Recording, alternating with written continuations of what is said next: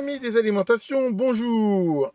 Alors, aujourd'hui, je vais vous présenter le Miniware MDP P905. Ça rigole pas. Alors, en fait, vous êtes assez nombreux à m'avoir demandé ce que je pensais de ce petit module. Et voilà, j'ai pu m'en procurer un et je vais donc vous le présenter. Alors, qu'est-ce que c'est que ça? C'est une petite alimentation de laboratoire, on va dire mini. Qui, comme on va le voir, accepte des tensions d'entrée de 4,2 à 30 volts. Je dirais même une fois que ça a démarré, la tension d'entrée peut même descendre jusqu'à 2,7. Enfin bon, voilà, on compte 4,2, 30 volts. Ça accepte 6 ampères max de courant. Ça peut sortir de 0 à 30, de 0 à 5 ampères et 90 watts max. Alors déjà, là-dessus, j'aurais bien insisté sur quelque chose qui est que ça peut sortir de 0 à 5 ampères et de 0 à 30 volts, mais pas dans tous les cas. Déjà, il y a la limite de 90 watts. Si on calcule 90 watts à 5 ampères, ça fait 18 volts maximum. Donc déjà, rien que ça, on va dire, ça limite, on va dire, la tension, enfin, la possibilité. De même, si par exemple vous l'alimentez en 5 volts, vous voulez sortir 12 volts, dans la mesure où le courant d'entrée est limité à 6 ampères, ça veut dire que vous ne pourrez pas sortir plus de 2,5 ampères. Enfin bref, ce que je veux dire là-dessus, c'est qu'il faut raisonner en puissance, en fait, sachant qu'il y a cette limite de 90 watts max et cette limite de 6 ampères max en entrée, qui fait que, voilà, en fonction, je veux dire, déjà de l'alimentation que vous allez avoir en entrée et des différents réglages, voilà, faut pas s'attendre à tout voir sortir de 0 à 30 volts et de 0 à 5 ampères sur toute la gamme. Et ça, en fait, c'est une erreur qui est faite relativement souvent. C'est un petit peu comme sur les MOSFET, où on confond le courant max, la tension max, et il faut regarder surtout, c'est la puissance max dissipée. Enfin voilà, donc une fois qu'on connaît ça, il faut bien voir que cette alimentation ne se branche pas, comme on va le voir sur le secteur. Hein. Il faut, c'est un petit peu comme la RD 6006 que je vous avais montré, il faut déjà une source d'alimentation et qui soit aussi capable de fournir le courant, hein, encore une fois, par rapport à la puissance. Si je veux 10 volts à 1 ampère et que j'ai 5 volts en entrée, ça veut dire qu'il faudra que j'ai 5 volts de 2 ampères et encore même un peu plus, hein, vu que le rendement n'est pas parfait. Enfin voilà, une fois qu'on a compris ça, donc c'est Miniware qui fait ça. Alors Miniware, je vous avais déjà présenté un petit plateau chauffant qui était vraiment très bien. Et alors c'est une marque qui, déjà le plateau était d'excellente qualité. Et là, l'impression est super bonne. Voilà, on voit que c'est dans cette belle boîte là qui est très bien protégée. On a là l'appareil en lui-même et dans une petite boîte à côté, les cordons ici d'alimentation. Voilà. Alors sachant que c'est des petits cordons en silicone qui sont très souples, avec une pince crocodile au bout. Là pareil, la qualité, il n'y a rien à dire. Et qui viennent se brancher ici, donc sur la sortie. Enfin après c'est de la fiche banane, on n'est pas obligé d'utiliser ces cordons-là. Alors l'impression globale déjà, elle est très bonne, je veux dire, c'est un boîtier métallique. Qui a l'air costaud. On a les sorties ici. On a là l'entrée. Alors, sachant que ça s'alimente soit en USB-C, sachant que l'USB-C, hein, comme j'ai dit, ça peut aller au-delà de 5 volts. Enfin bon, c'est pas le but de la vidéo hein, d'en parler. Mais voilà, ça peut quand même fournir potentiellement plus d'énergie qu'un USB classique. Ou alors avec cette prise d'alimentation, là, tout à fait standard. Et comme on va le voir, c'est très simple d'utilisation. Il y a ce petit écran là OLED et 3 boutons. Donc je vais vous montrer un petit peu comment ça fonctionne. Vous allez voir, c'est très simple. Donc là, je l'ai branché sur mon alimentation linéaire. Alors déjà, quelque chose qui est très important, il faut bien comprendre, ce petit module, c'est pas une alimentation isolée. Ça veut dire que le moins de l'alimentation d'entrée se retrouve sur le moins de l'alimentation de sortie ici. Ça veut dire quoi? Ça veut dire que si par exemple vous avez plusieurs de ces modules et que vous voulez faire une alimentation symétrique, par exemple plus 15, moins 15, il faudra aussi avoir des alimentations séparées, je veux dire, ou au moins symétriques à l'entrée, sinon ça ne pourra pas fonctionner. Il faut savoir aussi que ces petits modules-là, ils sont faits pour éventuellement être commandés par un autre module que j'ai pas, qui s'appelle le MDP XP, qui en gros est fait pour venir se mettre dessus. On peut voir que là, on voit ici ces plots là en caoutchouc et qui font là des empreintes. C'est-à-dire que ces petits modules-là, on peut les empiler pour en avoir plusieurs. Et le module de contrôle qui les commande, on va dire, par radio, peut en piloter jusqu'à 6. Et il est beaucoup plus puissant. Alors, je peux pas vous le montrer, je ne l'ai pas, mais il peut faire des courbes, voilà, regarder les évolutions de sortie, enfin faire pas mal de choses. Mais attention, encore une fois, si vous voulez avoir des alimentations symétriques, il faudra avoir des alimentations d'entrée, on va dire, séparées. Sinon, ça ne peut pas le faire. Par contre, vous pouvez éventuellement partager la même source d'entrée entre deux, mais ça veut dire que le commun sera a priori le moins commun. Enfin voilà, donc là, pour le mettre en route, une fois que c'est branché, bah, c'est très simple. Donc là, je mets en route l'alimentation, voilà. Et on peut voir là ce petit écran, alors, bon, il n'est pas grand, mais il est très très lisible, qui affiche par défaut bah, la tension de sortie, ici elle est réglée à 5 volts, et le courant max, hein, ici, donc là qui est de 100 mA. Alors ça se règle, voilà, on voit très facilement avec cette petite molette, sachant que par défaut c'est un réglage fin, donc là on voit que c'est une précision du milliampère, et il faut appuyer sur 7 en même temps pour avoir un réglage plus rapide. Voilà. Alors c'est quand même, moi c'est un petit point un peu je trouve négatif, c'est que ça a beau être rapide, je veux dire, enfin voilà, c'est quand même assez fastidieux si on veut régler, il n'y a pas la possibilité de choisir le digit qu'on veut, et ça je trouve que c'est un petit peu, enfin, après voilà, voilà, là par exemple si je veux un réglage fin, voilà, je reviens là, c'est un petit peu dommage, hein. J'aurais préféré qu'il y ait cette possibilité de le régler, on va dire, en sélectionnant le digit. Voilà, après on peut choisir aussi bien sûr la tension. Et bien sûr ça affiche la puissance, donc là bah, c'est pas en route. Là ce qu'on peut voir aussi c'est qu'il y a différents menus. Là, on peut voir la tension d'entrée, le courant d'entrée, donc là bah, c'est la consommation du biniou à vide. Le courant maximum d'entrée qu'on peut régler, là il est à 3 ampères. Alors ce qui est aussi intéressant, c'est justement si vous savez que votre alim d'entrée ne peut pas fournir plus de 3 ampères, ce qui est le cas par exemple de celle que j'ai là, ça peut être bien sûr intéressant de mettre ici cette limite, sachant que si vous voulez aller au maximum, il faut le régler à 6 ampères. Hein. Il y a pas mal de protection sur ce module. Voilà, après on voit la température et le firmware, donc là je l'ai mis à jour. On trouve assez facilement la mise à jour du firmware sur le net, ça se met à jour via USB, enfin c'est très facile à faire. Donc voilà pour ça. Alors là, on peut mettre en route les sorties. Alors on peut voir un truc qui est sympa, voilà, on voit que quand les sorties sont mises en route, ça s'allume en rouge et bleu, ce qui est très visuel. Et à ce moment-là, bien sûr, il affiche le courant de sortie et bah là, la tension de sortie. Enfin voilà, hein, comme on peut voir, c'est vraiment très simple d'emploi. Alors justement, on va la mettre en charge par exemple. Donc là, je vais la mettre sur une charge électronique déjà et on va regarder un petit peu ce que ça donne. Donc là, on peut déjà voir un truc intéressant, c'est que la sortie off, mais la charge affiche 1,2. C'est-à-dire que manifestement, il y a un condensateur qui continue de se décharger, même quand c'est arrêté. C'est pas forcément gênant, mais faut le savoir. Donc là, run. Et là, bah, a priori, on est quand même dans les specs. Hein. Là, il fait 4,996. Là, elle m'affiche 5,002 la charge. Enfin voilà. Mais bon, voilà, compte tenu des tolérances des différents, enfin, et du module et de la charge, on va dire que c'est dans les specs. Donc là, par exemple, je vais lui demander un courant de 100 mA, par exemple. Voilà. Donc, allons-y. Et là, voilà, on voit bien 0,101, la charge du 0,102. Donc ça, c'est impeccable. Et on peut bien sûr, là, augmenter le courant. Et on va par exemple augmenter jusqu'à, je sais pas, 1 ampère par exemple. Voilà. Et là, on voit que c'est mis en mode courant constant, vu qu'il y avait une limitation de courant, justement, plutôt normale. Voilà. Là, elle redevient normale. Donc, je vais changer. Là, on va voir très facilement donc, le courant max. Donc, je peux le faire ici.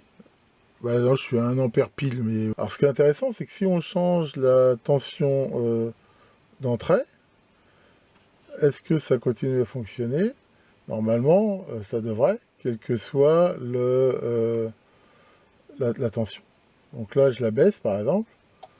Je suis à 5 volts en entrée, et on voit que ça fournit toujours.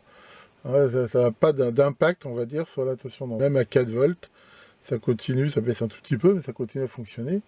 Par contre, si je monte la tension d'entrée, on peut voir que bien sûr, le courant, lui, d'entrée baisse, ce qui est normal, hein, vu que la puissance constante. Là, par exemple, je suis à 24 volts en entrée, et le courant consommé est donc de 0,269, ce qui est tout à fait normal, hein, c'est le principe des alimentations, je veux dire, à découpage, hein, c'est que, comme j'ai dit, il faut raisonner en puissance. Donc là, par exemple, je suis à 30 volts, voilà, ça consomme 218 mA, pour toujours 1 ampère en sortie. On voit que la tension ne change pas. Ça peut être quand même très intéressant. Ça veut dire que, par exemple, si vous voulez l'alimenter avec un panneau solaire, où il y a potentiellement des grosses variations de tension, là, ça vous donnera une tension de sortie tout à fait stable. Donc, ok pour ça. Donc là, on va lui faire pousser un peu plus de courant. Donc là, par exemple, si je l'alimente, mettons, tiens, allez, on va être 4 volts. Voilà, donc là, si j'augmente le courant de sortie, donc là, toujours pareil, pour changer rapidement, il faut appuyer là. Sachant que j'ai toujours ma limitation de courant en entrée, donc on va voir ce que ça donne. Voilà, et là, j'augmente le courant de sortie, allons-y. Là, je suis à 2 ampères, 3 ampères. Voilà. Là, on voit que... alors, il y a bien sûr un petit peu de perte dans les fils. On a mesure, j'ai pas fait une mesure 4 fils, là, donc là il me donne toujours 4,995 en sortie. Et la charge, elle me donne une tension plus basse, mais j'aurais pu mettre la mesure 4 fils, hein, je l'ai pas fait. Il faut savoir qu'on peut aussi régler, mais de façon fixe, une compensation. C'est-à-dire qu'on peut rentrer à l'intérieur, là, la résistance des fils en milliohms, ce qui permet d'avoir un affichage qui prend en compte cette correction, donc ça c'est plutôt sympa. Alors maintenant, nous allons faire quelques mesures, on va dire dynamiques, hein. Déjà, on va regarder un petit peu ce qu'il y a dit au niveau du bruit. Alors pour ça, alors en entrée, j'utilise un truc, hein, je vous en parlerai un jour dans une vidéo, hein, j'ai prévu de faire, je l'ai pas fait encore, mais un truc qui s'appelle un LISN, qui est une sorte de filtre, on va dire, qui permet de mesurer facilement le bruit en entrée d'un convertisseur. Et j'ai aussi mis une sonde en sortie, et j'ai branché tout ça donc sur mon oscillo Rigol. Là, on va essayer de pouvoir voir, voilà ce qu'on a. Donc là, par exemple, avec une... Alors déjà à vide, hein, c'est-à-dire sans rien du tout, on voit qu'on a un niveau de bruit qui est très faible. Ici, hein, voilà, qui est de l'ordre, il n'arrive même pas trop à le mesurer, en fait. Mais voilà, on va dire que c'est vraiment... ici, voilà, on voit qu'on a 16 millivolts, mais bon, c'est pas vraiment significatif. Et en entrée, pareil, c'est vraiment très très bas. On va dire, je suis pareil au niveau de la mesure, c'est pareil, j'ai pas pris forcément toutes les précautions. Enfin voilà, on va dire que c'est tout à fait acceptable. Donc là, si je mets en route la sortie, voilà, chargée à 1 ampère. Donc là, on voit qu'on a des signaux ici, avec... alors là, on a un certain niveau ici en entrée d'ondulation, qui est assez bizarre en fait. Alors, est-ce que c'est le secteur vu la vitesse? Non, certainement pas. On a à la fois ici cette espèce d'ondulation, avec en plus là ces pics qui sont assez forts à ce niveau-là. Donc là, voilà, si on zoome un petit peu dessus, là, alors on voit ces espèces d'oscillations qui sont à fréquence relativement élevée. Voilà. Donc, et on voit qu'au niveau amplitude, c'est quand même relativement... enfin voilà, ça fait dans les 200 et quelques millivolts. Donc si maintenant on continue d'augmenter le courant, ce que je vais faire tout de suite, là on voit que ça augmente quand même sensiblement, aussi bien en entrée qu'en sortie.